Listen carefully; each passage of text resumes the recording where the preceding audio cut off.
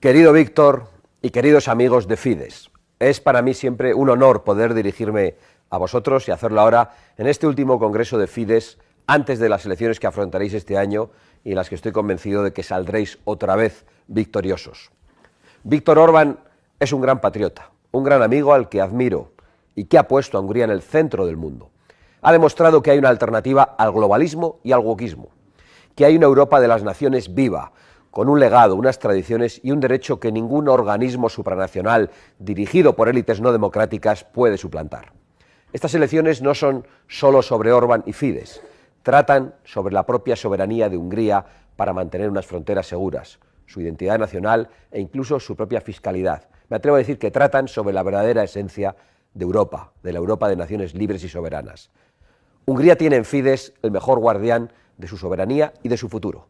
Estoy seguro de que los húngaros volverán a elegir el camino del orgullo y la prosperidad. Todo mi apoyo en estas elecciones. Mucha fuerza y a por la victoria. ¡Viva Víktor! ¡Viva Hungría! ¡Vamos, amigos! Buenas noches a todos.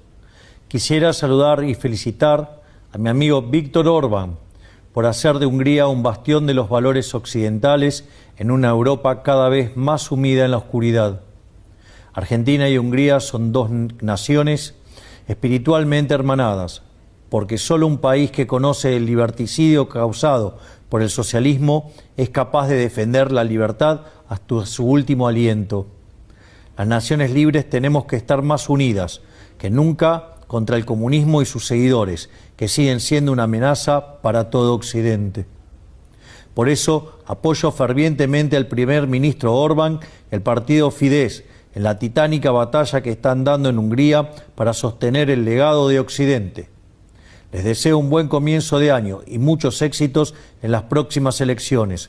Que Dios los bendiga a todos, que la fuerza del cielo nos acompañen a todos los luchadores de la libertad. ¡Y viva la libertad, carajo! Dear friends of Fidesz, it's a great pleasure for me to bring my greetings to all of you and to my very good friend Viktor Orbán. Together we fight many battles. Most of the time we agree, at times we may disagree, but we know how to understand each other because we are united by higher values. Our friendship, our love for our peoples, and the deep bond between our nations, united by a shared heritage and by the three colors of our beautiful flags.